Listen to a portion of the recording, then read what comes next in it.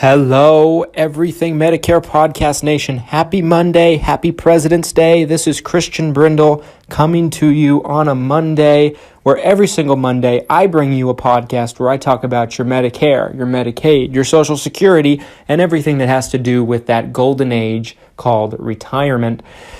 Today, on President's Day, it's the 18th of February, 2019, and I want to talk to you about something that's been the case ever since Medicare started back in 1966.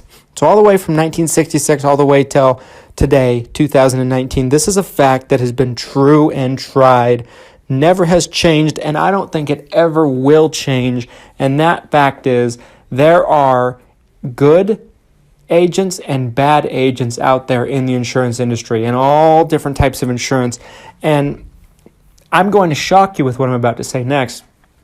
I'm going to make the statement that says, in my opinion, this has just been from what I've observed, statistics I've read, 90+% of agents are bad agents. In my opinion, what is the characteristic of a bad agent? Well, an agent could be a good agent and turn into a bad agent. In my opinion, if an agent's in the business for 1 year, if they're an insurance agent for 1 year, they do a great job taking care of their clients and their customers for 1 year. But then after that year, they decide it's not for them and they go off and chase some other fantasy or some other career path or whatever the case may be. And it was just a phase for them. That's a bad agent. Just because they were a good agent for a year doesn't mean that they're a good agent permanently. Because then they leave their clients high and dry. They're on policies that they don't really know if they're going to continue to be good for them. Part of a good agent's job, folks, is to make sure that they're keeping you up to date with your policy constantly. Now, some policies need more updating than others. Some policies don't need to be updated but once every 3 to 5, maybe even 6 or 7 years, depending on what you have. Some policies need to be updated every year. And that's the job of the agent. So if they did that for a year or two and then they stopped, guess what? They're not a good agent long term. A good agent, folks, is an asset for you. A good agent is something that you should want. But you should avoid a bad agent like the plague.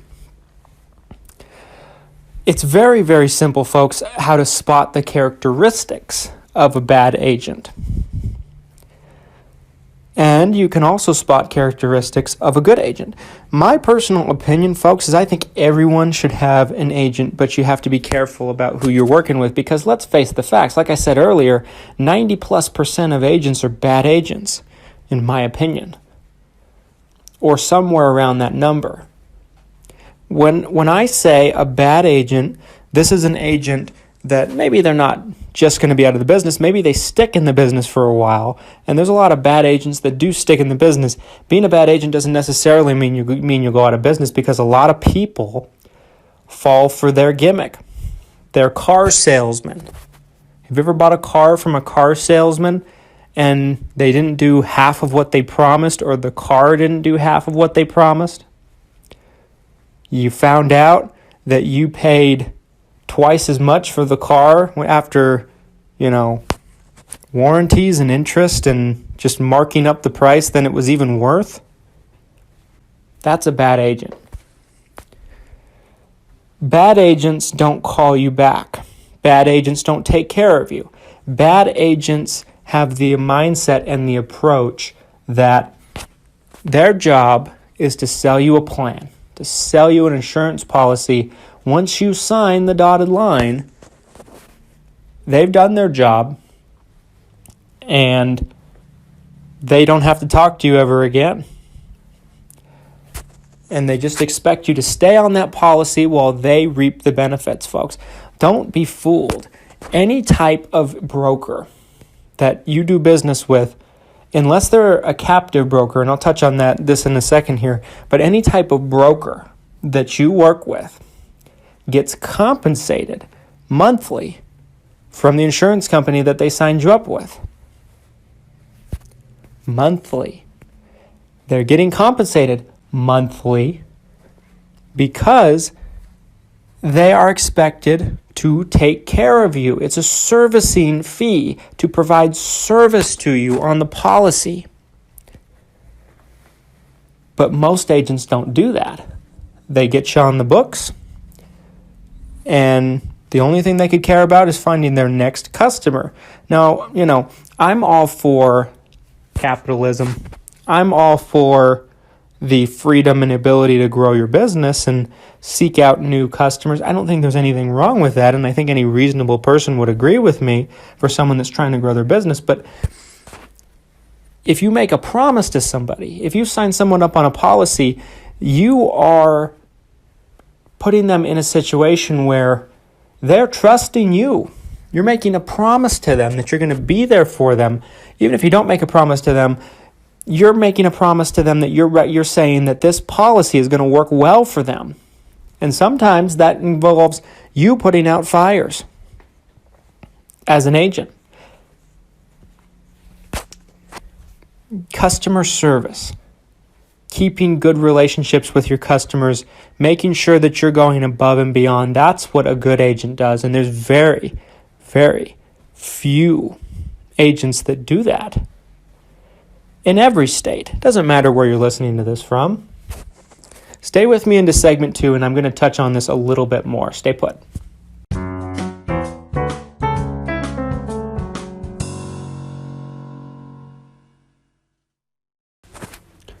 Welcome back, folks, to segment 2 of the Everything Medicare Podcast.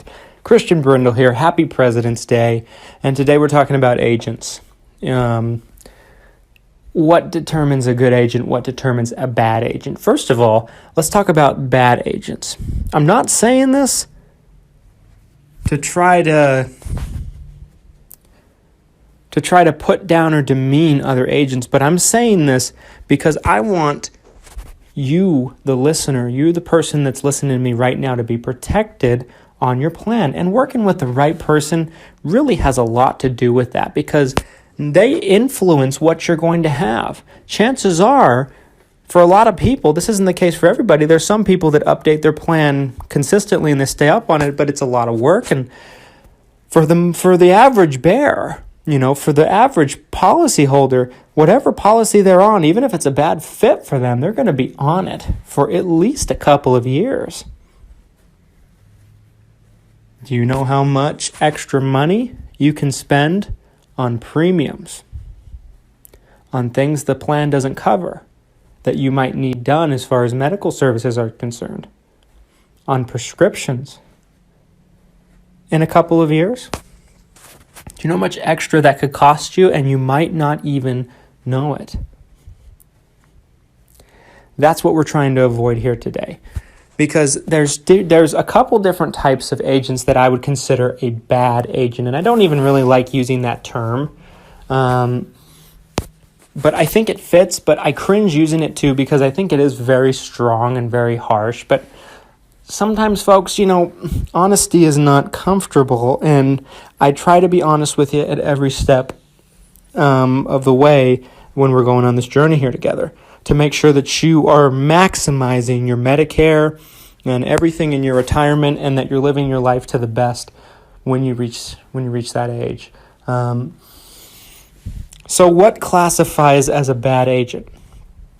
Well, the first thing that comes to mind for me is an agent that, like I mentioned in the first segment, they are done with you right when you sign on the dotted line. Right when you get on this policy, they have no intention of ever talking to you again, and there's a lot of those out there. Now, this is not just independent agents, people that are with insurance agencies, people that work with different companies. A lot of times these are captive agents, because a captive agent, by definition, is an agent that works with an insurance company. They're an employee of an insurance company, and they can't offer anything but that product.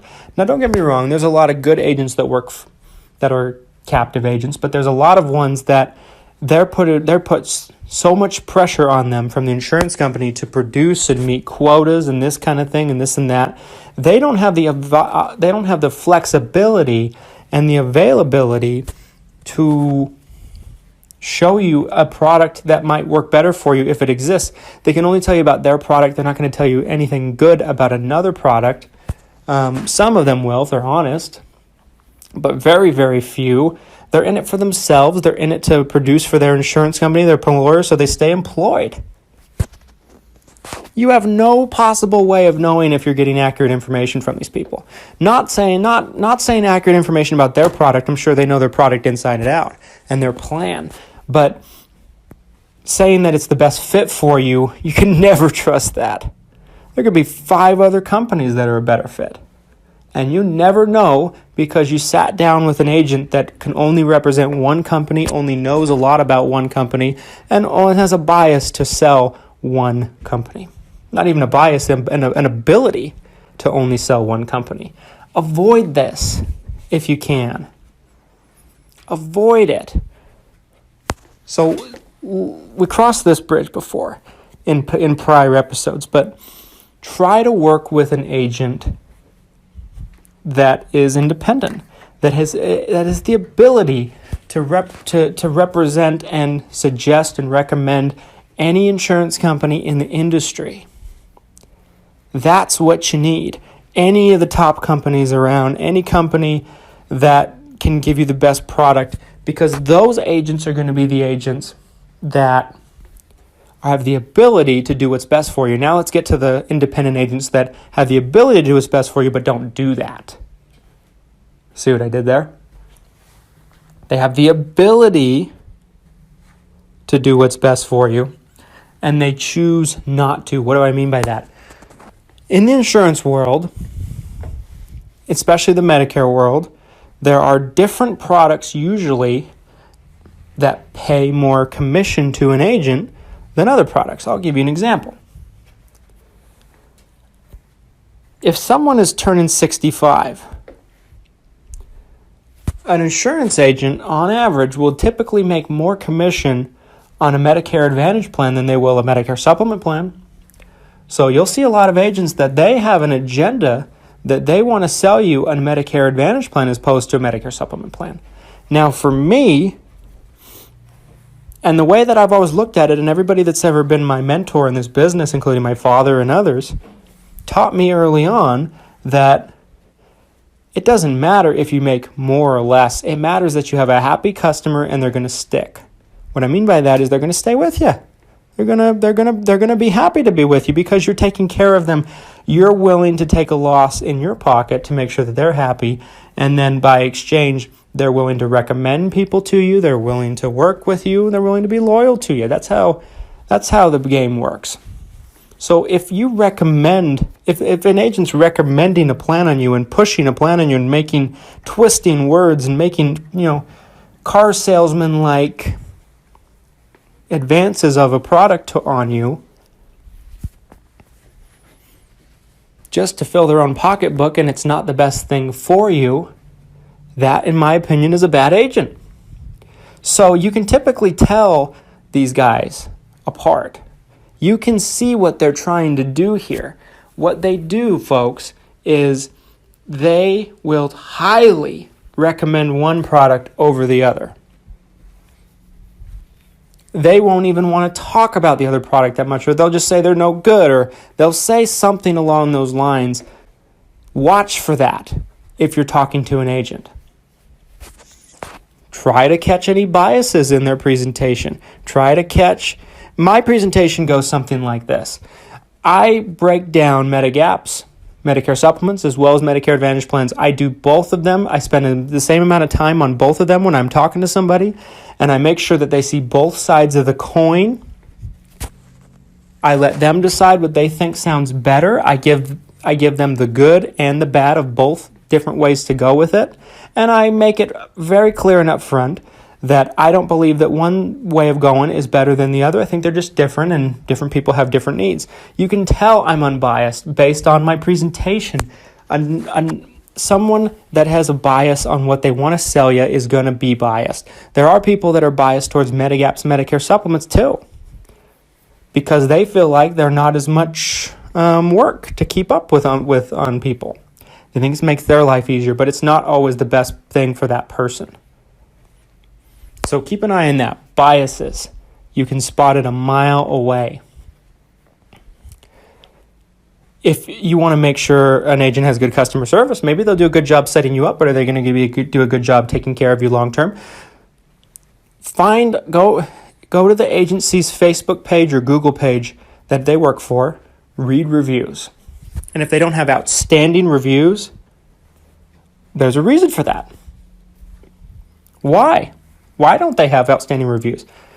Our company has a 4.9 star rating out of 5 on Facebook with probably 25 plus reviews. How did we get that? It's because we take care of people. The best indication of how good someone is to work with is the reviews of their current and past clients and customers. So, investigate this person before you're going to sit down with them.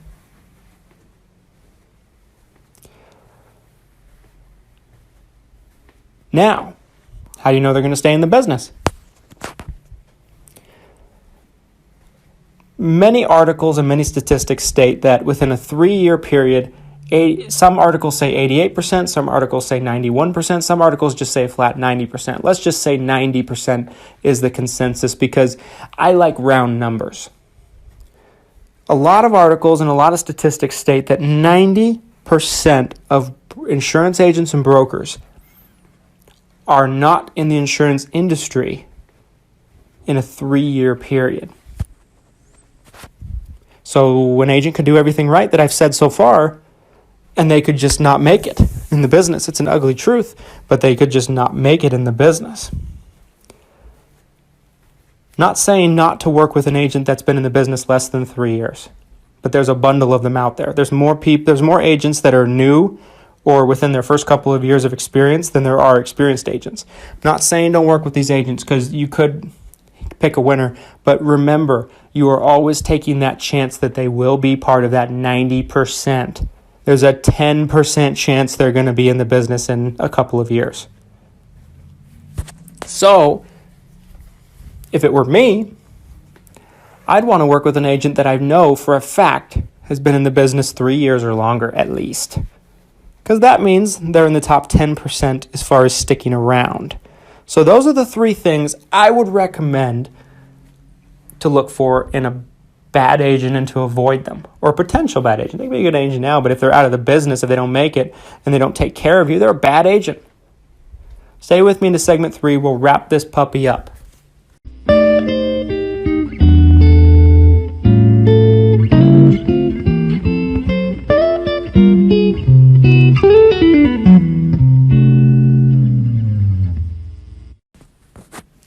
Hello, folks. Welcome back to our 3rd and final segment.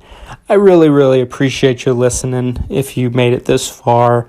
I hope you took something away from this episode today. So in conclusion, I'd recommend not necessarily always working with an agent that's been in the business 3 years or longer, but it can't hurt because remember, if they're in the business less than 3 years, there's a 90% chance. And that's real. That's a fact.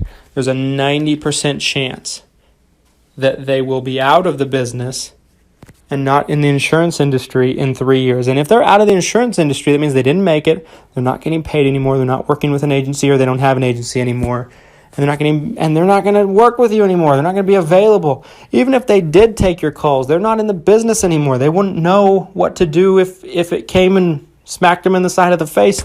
Because they're not involved anymore. They're not keeping up with the industry and the markets. So keep that in mind. Make sure you have something that shows reviews for these people. You have some access to something on the internet. We live in the technology age, folks. That nobody can hide with a bad reputation unless you allow them to. Nobody. And everybody has reviews. If they don't have reviews, there's something fishy to that too. That means, to me anyway, that they're newer in the business and they're lying to you about how long they've been in the business. Or they're just, no one's No one has been that wowed with their service to want to leave them a review. Google, Facebook, these are the best places to check out people's reviews. Our Facebook page is actually where we focus on our reviews. We have probably 30 more reviews there. 4.9 out of 5 stars. That's quality. That's proof. That's evidence that we take care of our customers. Just using us as an example. And last but not least, make sure that they're recommending the best product to you. Whether they don't have the ability to sell all the products, avoid those agents. Or if they can only sell one product, avoid those agents, in my opinion. You're better off with someone that's going to be able to show you every product. Flexible. They're going to have more integrity. And that's it. Folks, I really appreciate you listening. I hope you got something out of this today. Talked a lot about good agents. I like to think that I'm a good agent and I own a good agency that I built. And I've developed a good organization. If you'd like to work with us on your plan, this is how you can do so. Our office is in Utah. Okay. So if you're in Utah, we'd be happy to work with you. That's our home base. That's our backyard. I don't mean to toot my own horn here, but I think we're the best organization in Utah right now that fits all 3 criteria that we went over today that represent a good agent. We'd be happy to talk with you, be happy to work with you. The best part about working with us is even if you're already on Medicare and you already have a plan and you just want to see if it can be beaten, you know that you can sit down and talk to us, somebody here, whether it be me or somebody else, and know that if you're on the best thing for you and it can't be beaten, then we will tell you. Because the last thing we ever want to do is change someone's plan unless it's an upgrade. And then unless we know it's an upgrade. We also are licensed to work with people in Idaho and the Sunshine State, the beautiful state of Florida. We will be adding on more states as the years go by and time goes by. But for now, those are the 3 states we're able to work in. And if you'd like to work with us on your plan, give us a call. No obligation, no price for a consultation. We're happy to talk with you. If you don't live in one of those 3 states and you live in one of the other 47 states in our country, in the United States of America, use the tools that I laid out in this podcast today to find yourself a good agent in the area. Even if you want to just shoot me an email, I might know someone in that area that I know is good for a fact, and I could recommend you. Christian B, Christian, B as in boy, Christian B at xmission.com. This is the letter X and then the word mission.com, MISSION, Christian B at xmission.com. And, I might be able to recommend somebody for you. I don't know people in every state, but I know people in some. Folks, check us out on Facebook for free information or any other social media. We put information up all the time. Christian Brindle Insurance Services, Christian Brindle Insurance on Instagram, Christian Brindle without the E on Twitter, Christian Brindle on YouTube for our free educational YouTube videos. And I love bringing these podcasts to you every week. I love hearing from people knowing that, we help them out and we help them get out of a bad situation. So I appreciate hearing how you're doing and how we, are the information that we lay out here today has benefited for you. If you're not able to work with me, or maybe you just don't want to, but you still would like to get my information beyond just the podcast, I encourage you to go pick up my book on Amazon. It's $5.50 right now on Amazon. It's called Medicare Guidance, Picking the Plan for You. It's a beautiful red book with a Medicare card on the front. It's by me, Christian Brindle. It's 50 some odd pages, big font. It's an easy read. You could read it in a couple of hours even, or if not a day. And if you read that book, you'll know more about Medicare than 90+% of the population, and that includes a lot of agents. You'll be more informed to make your own decision. And you'll know when an agent is telling you good or telling you bad when they're talking to you. I can't wait to talk to you next week. Hope you have a wonderful rest of your holiday. Happy President's Day. And have a great week. Can't wait to talk to you next Monday. And take care, be safe, and be smart.